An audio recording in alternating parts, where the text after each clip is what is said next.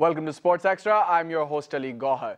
Tonight we have a very special show. We're going to talk about powerlifting and the kind of work that goes into professional powerlifting. It's a very, very difficult sport and it takes a lot of hard work and dedication, and you have to be extremely determined. And my guest today in the studio, well, she's done wonderfully well in her short career. She just recently in May won an international powerlifting Australian event. She won the bronze medal, and last year she won a silver medal. So I'm delighted to have her here in the studio. We're going to have a wonderful conversation with Ms. Maryam Nasim. Maryam Nasim, Assalamu alaikum. Wa alaikum assalam, and thank you so much for having me on your show. You're welcome. You're welcome. It's an honor to have you. Now, Maryam, let's start from the very beginning. I want to get there first before we talk about your professional success. Why powerlifting? How did that all come about? It's actually a very interesting, my life has always been very, very interesting, but this was actually very, very interesting because I used to be very, very overweight when I was here in Pakistan as a teenager. And people and my cousins and everyone used to call me Moti and Chubby, and these were the names. That can have quite an effect on, a child growing up, no doubt, yeah. And that is why I hate it when people call someone, you're dark, or you're savly, or you are fat, because there's more to a person than their physical attributes. Yeah, true. So I ended up losing a lot of weight, and when I lost a lot of weight, I actually got very sick as well. At what age did you lose the weight? So we're talking around 17, 18 years old. Okay. I was a teenager. I was growing. And I ended up losing a lot of weight. I think I weighed around 38 kilos, and literally I was skin and bones. That's it. I was so skinny.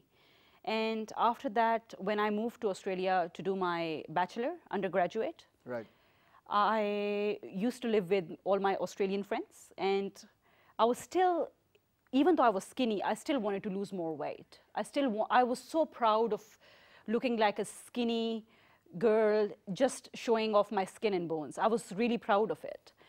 And my friends who used to live with me on campus, they started changing my perception about fitness and health industry. And that's where I realized that there's so much more when it comes to fitness than just your physical appearance. And they sort of helped me and motivated me. And that's how my journey started. I started gymming. I hired a personal trainer. And personal trainers can be a bit expensive. So after finishing my accounting degree, I thought of doing a course on fitness. So I studied it, and then I became a qualified personal trainer. And then when I moved to Melbourne, I was working, I still am actually working for a bank that is related to my degree to keep my parents happy. Right. Yes. That's clever. Yeah, to keep them happy. And then on the side, I also run my own personal training business where I can't take too many clients because I have to train myself as well. And I have to focus on my career as well when it comes to fitness. But I do try to help other women or even male. Right. Yeah.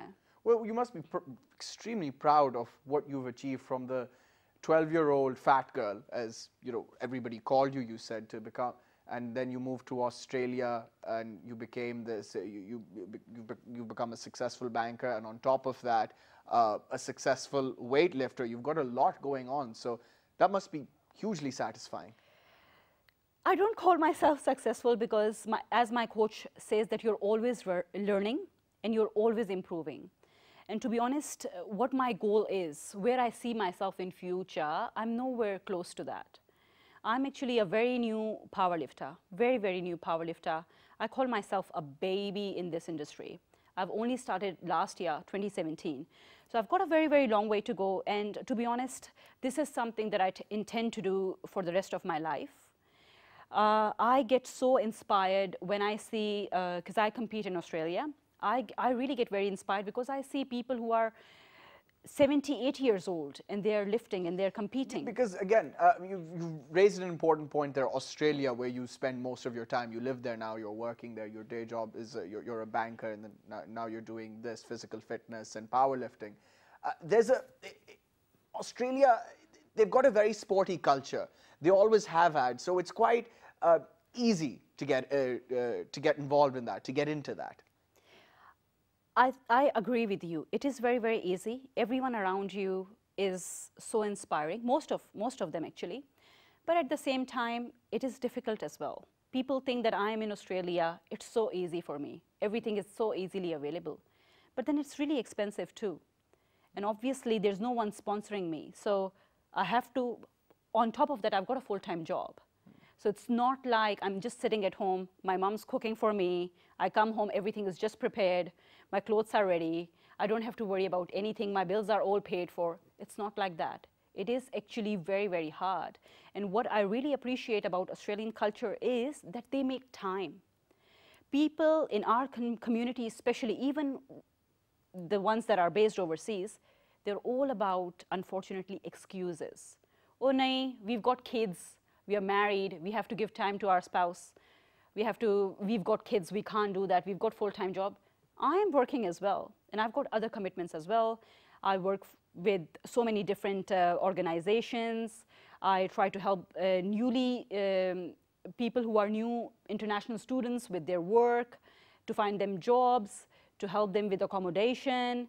Yeah, so, because the idea, right, I mean, it's okay to be multifaceted. You can be. I mean, human beings, it's innate. We're born to be multifaceted. We just don't do one thing. We're not just capable of doing one thing. But right now, still, in our country and our culture, once you become a mother, for example, let's just talk about women now.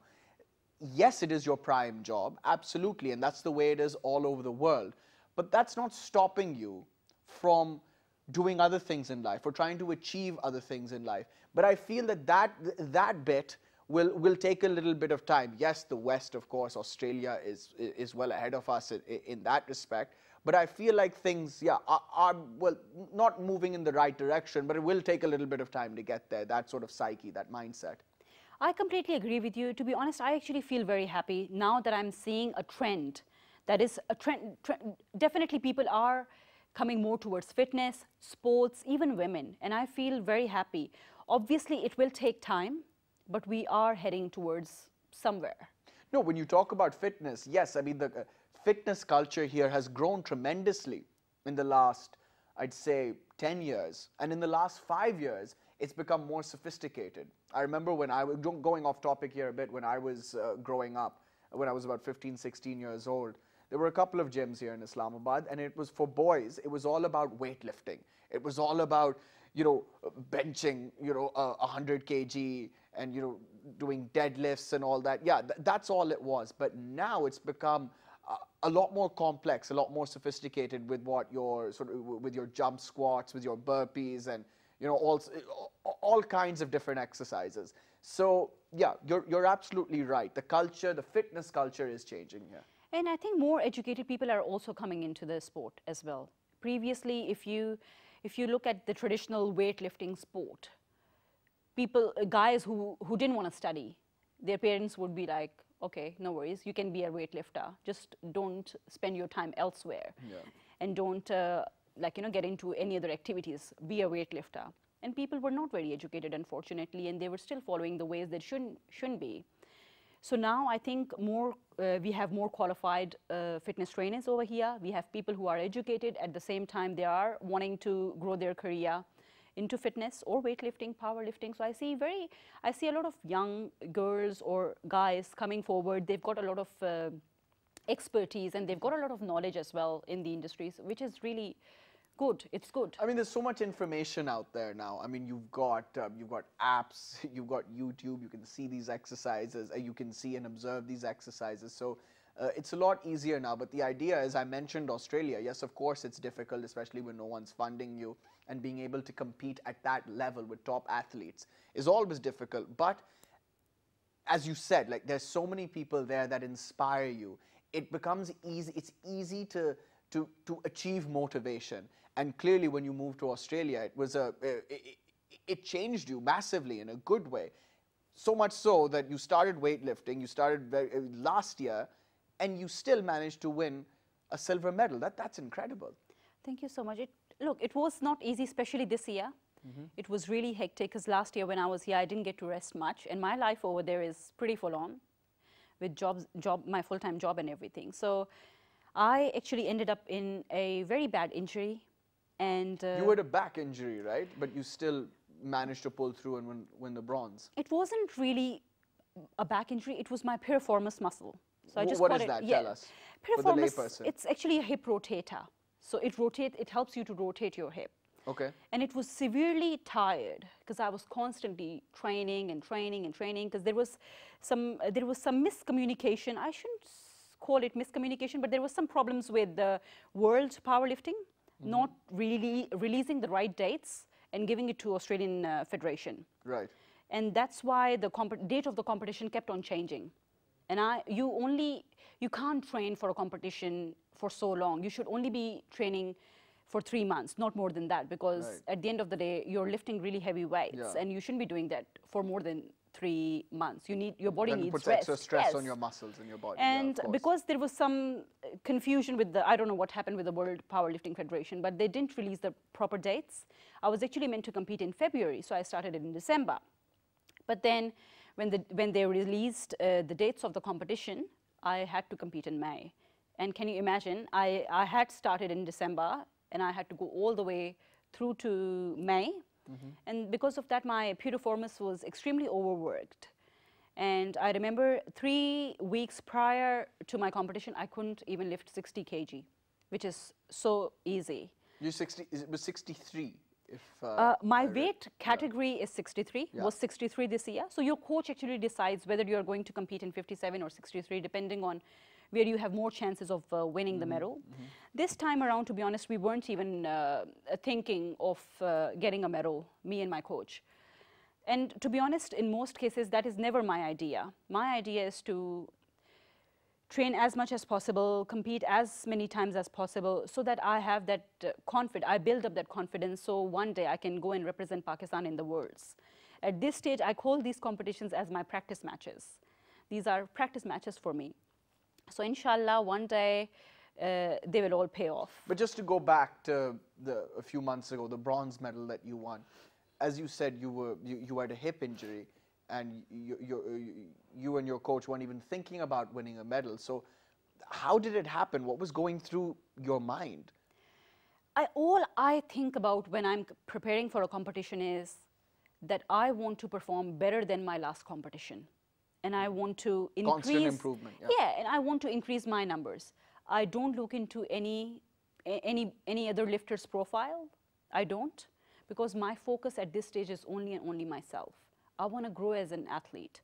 If I start paying attention to what this person is doing or that person is doing, I'll lose my focus.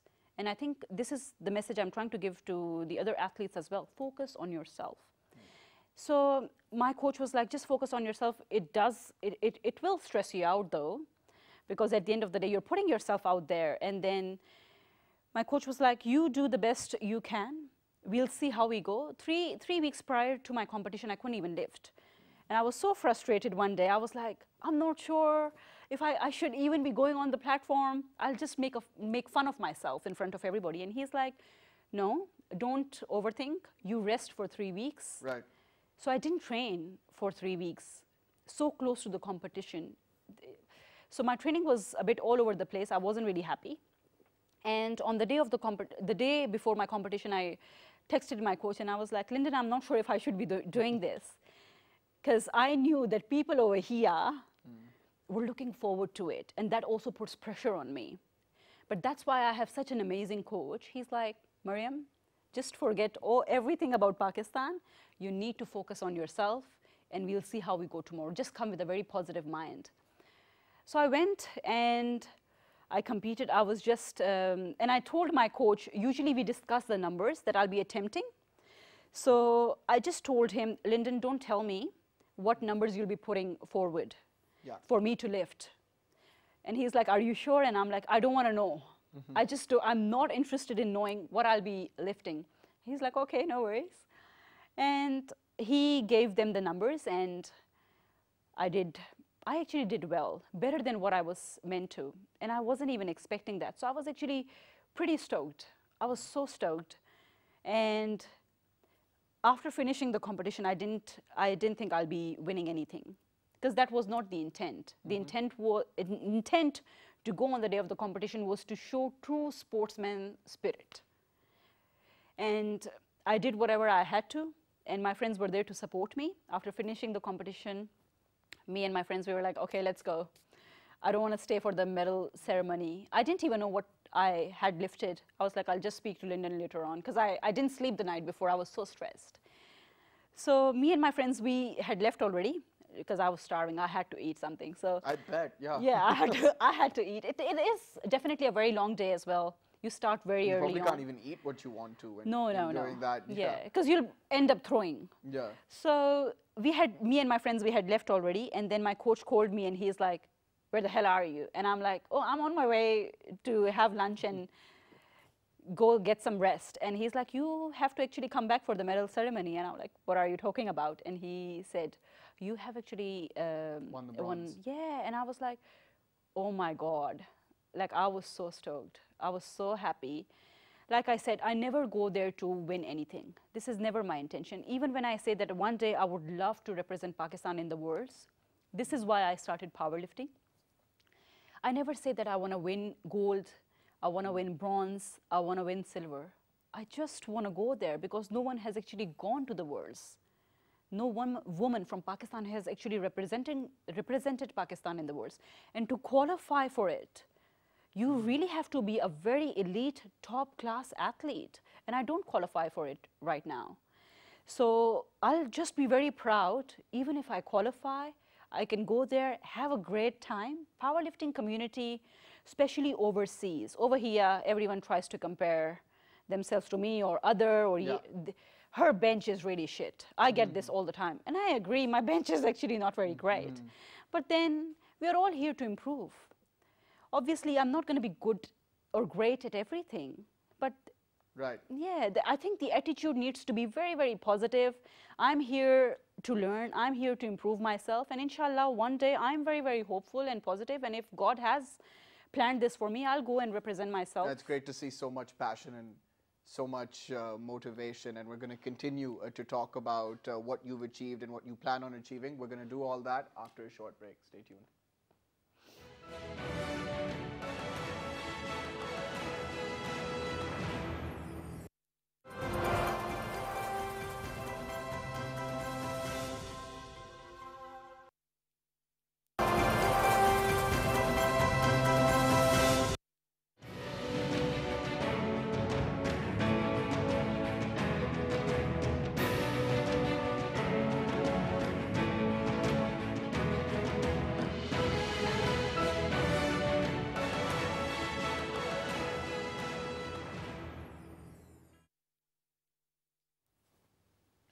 Welcome back. Before the break, we were talking to Ms. Maryam Nasim about powerlifting and her recent achievements. As we were discussing before the break, she won a bronze medal in May in an international Australian event, and we're going to continue to discuss powerlifting and her goals going forward.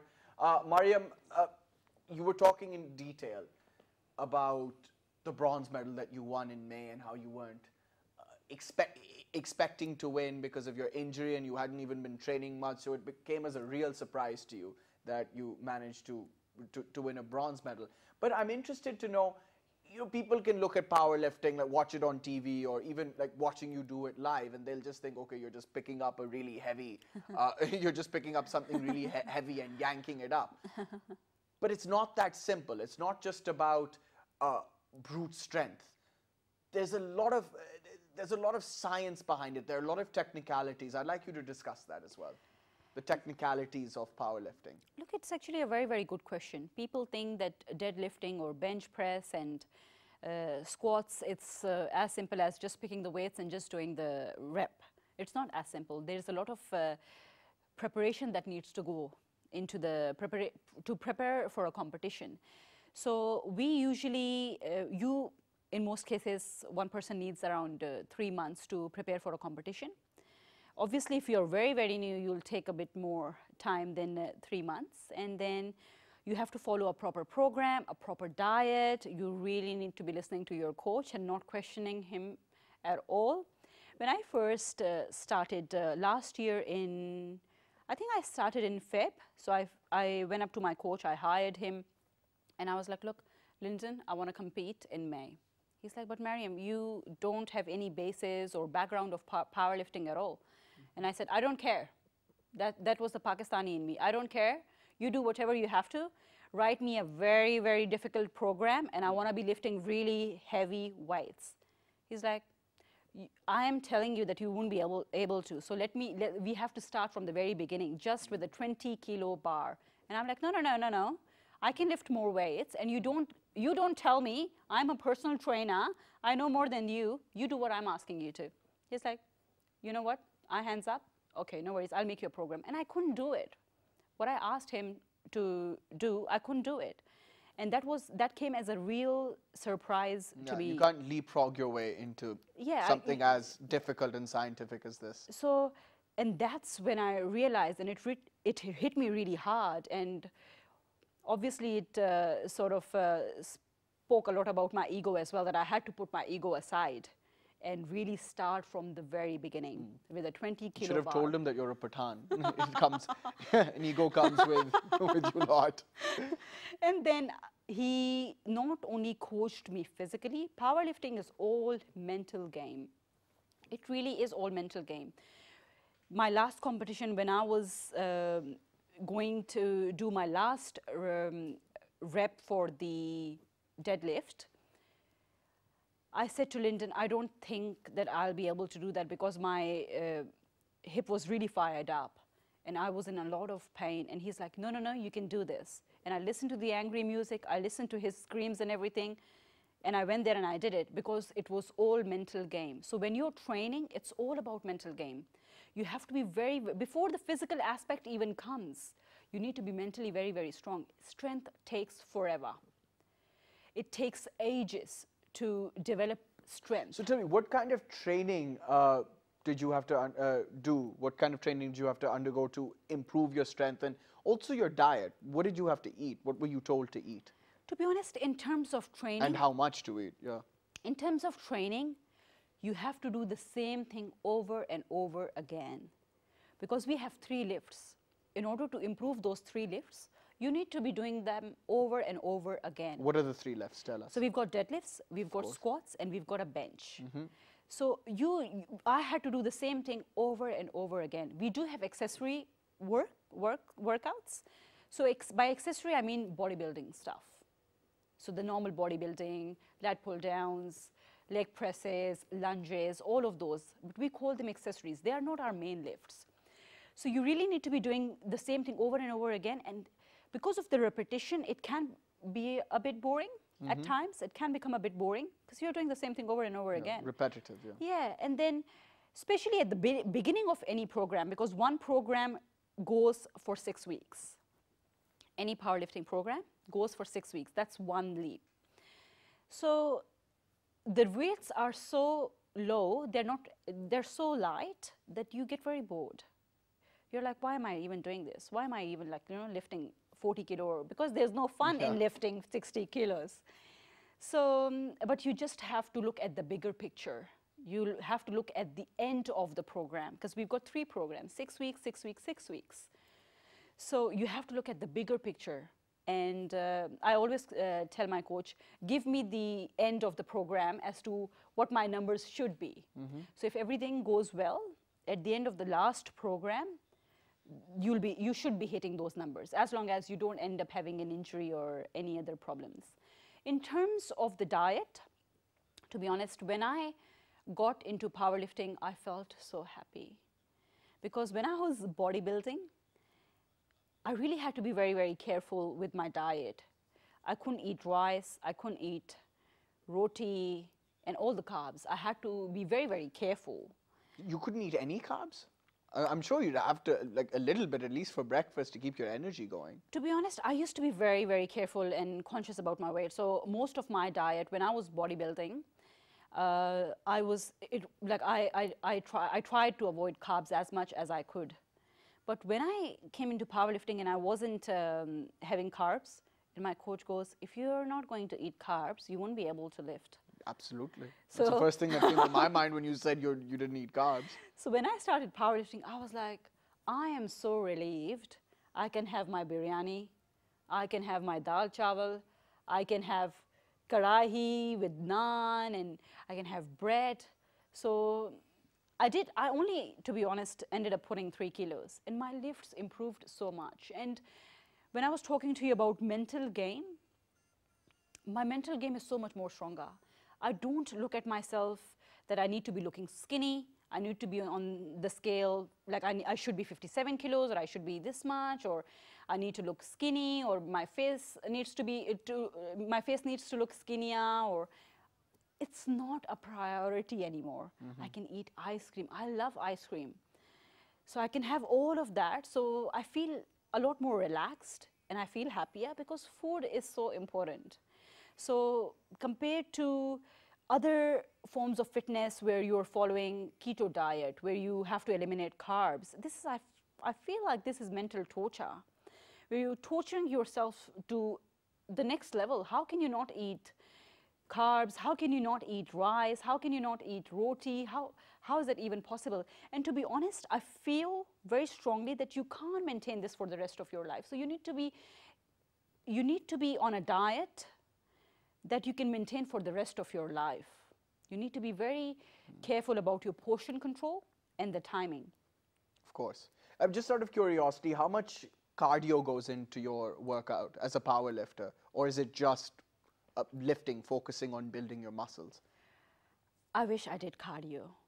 I wish I did cardio because it's good for your stamina. I don't do cardio at all. I used to. I mean, is it not required? Is it not part of your regime? You don't really need to. You really don't need to. But again, it depends. Some power lifters do like to do a bit of cardio. If I start doing it, it's not going to hurt. It will only be better for me. But I just don't, I'm just so lazy, to be honest, when it comes to cardio. It kills me. I hate it with passion. If you ask me to do cardio, I'll be like, just give me 100 kilo bar and I'll just perform a few reps of deadlift. I just don't like cardio. Every person is different. We're all into different forms of fitness. Well, if your trainer tells you to do cardio, you're going to have to, right? Then I have no choice. I want to ask you about your trainer. You've mentioned him quite a few times. It's always important when you're to have a good trainer, a good mentor, someone who motivates you, but also is a disciplinarian at the right time, a disciplinarian when they need to be. Tell us a little bit about your coach and what he means to you. Without my coach, I wouldn't have been here.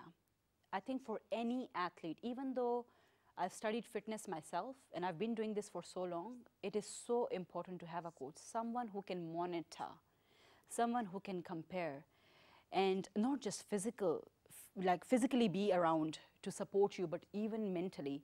My coach changed who I am today. So I give him all the credit. Thank you so much, Lyndon. A big shout out to you. But he's really changed the way I think about lifting. When I first went up to him, I was like, I need to be representing Pakistan in 2 years. Or I think I gave him 1 year or something. And he laughed at me. And he's like, it's not possible. And then I was like, I kept putting pressure on him. And he said to me, if you want to be an athlete for a very short span of time, then I can make very heavy programs for you. And you will be an athlete, but only 1 or 2 years. But if you want to be an athlete for the rest of your life, you really need to be listening to me. And after that, I've never questioned him. Never, ever. He gives me a program, and I just follow it. I am his, like, I really have to follow what he says. And I really, sometimes even if it doesn't make sense, or sometimes when I'm like, what is he even doing? He doesn't know what he's doing. I really have to believe. I really have to believe in him, and I really have to listen to him, because if you do not listen to your coach, you might as well not hire him. I'm sure he knows that you're here and you spend some time in Peshawar and you've been having all sorts of delicious food as well. I don't know whether you're controlling yourself, because, I mean, food in Peshawar, Pathan food, I mean, it's absolutely delicious. I'm sure you miss that. I eat a lot. I eat so much. And to be honest, this is why I love powerlifting. And this is what I'm trying to promote as well, especially because I've gone through that journey where I thought that being skinny was everything. A woman needs to look like a woman. She needs to own her curves. she shouldn't be looking like a skinny model. Like, it's not her, an everyday woman who's a mother, who works full time, who's a housewife. You need to look healthy, not skinny. And this is why I love powerlifting, because it's changed my entire mentality. It's like I look normal and I'm so happy. And fitness should never be about body image. No, I think people are, at least in the West they're coming to that realization.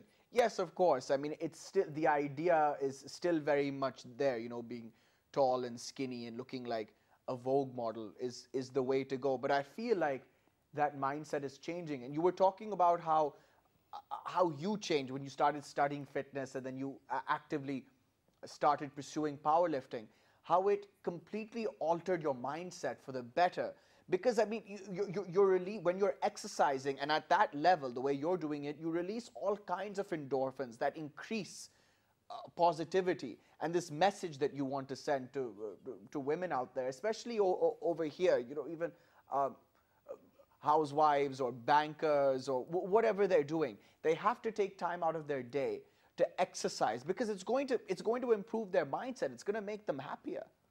Absolutely, absolutely. And look, when I say that I want to change that mindset, in the West, if you're not a model, you're going to look really healthy, right? But over here, when I say that I want to change the culture, it is over here. It's in the subcontinent. Because even now, when I go anywhere, people are like, you're really fat. And I'm like, I love the way I look. I've actually never felt better. The way I feel, the way I look at myself, my body image, I'm just so more confident. Because see, the mindset, the thought process is still archaic, right? I mean, women are made fun of if they're, you know, slightly big boned or slightly curvy. They're made fun of, they're taunted, or if you're not fair enough, if you're a little bit dark, yes, people go after you, you're not seen as attractive. But let's hope that that will change soon. And I think that's a very positive message that you're looking to deliver. Before we end, I mean, we have so much to talk about, but we only have a couple of minutes remaining. Time management. I think that's what you manage to do. I mean, how you manage your time is extremely impressive. I mean, you've got a full-time job. You're a banker, and then you've got this as well. I mean, you're a professional athlete. You're on your. It's quite incredible. So, talk to us about how you manage your time and how you can possibly and when you can train, when you have the time to train. Thank you so much for the compliment. Look, it is hard. It will always be hard to make time for things that are outside of your day-to-day activities. I wake up very, very early because I have to organize my entire day. Then I have to go to work. By the time I finish, it's 6 o'clock, sometimes even later, depends if I'm with a client or not. And then by the time I get to the gym, it's 7:30, and then I have to train. And to be honest, sometimes I'm so drained that I don't even feel like training. Oh, no, honestly, how do you do it? I mean, it's so difficult for me having a full-time job and then knowing that I have to go to the gym after this. I'm dreading it right now. I'm going to go to the gym after the show, and I am dreading it. So it's incredible how you manage to do that. How do you motivate yourself? To be honest, it's part. I've been doing this for so long that it's more important to me than having my dinner or lunch or my breakfast. It's more important to me. I can possibly forget my food, but not I can possibly forget my meals, but not my gym. So it's part of my routine, and if I don't do this, my day is not complete. No, because it's great, again, because on one level, right, or no, on every level, really, once you get used to exercising, it's a nasha, it's an addiction. It sure is. You absolutely, I mean, when you don't gym for a couple of days, when it becomes part of your routine, you feel strange. So yes, once you get into it, you're more often than not, you're going to be disciplined about it. So we have to wrap up the show. So final thought, what are the goals here, Maryam? What are the immediate goals? What are you looking to achieve? To be honest, because I've spent all this year in an injury and I wasn't really able to improve on my lift. So inshallah, next year is all about improving and gaining strength, and I'll be competing once, looking at competing mid next year. And inshallah, in 2-3 years' time, I'm definitely looking at competing at the Worlds. Definitely. Well, if inshallah you're ta'ala. this motivated, I have no doubt that you're going to go very, very far. Thank you so Maryam much. Nasim, it was a pleasure having you on the show. Thank you so much Thank for you having very much me. for coming on, and we hope to see you back soon. Thank you so much for I having me. wish you all the success in Thank the you so world. much. Thank you.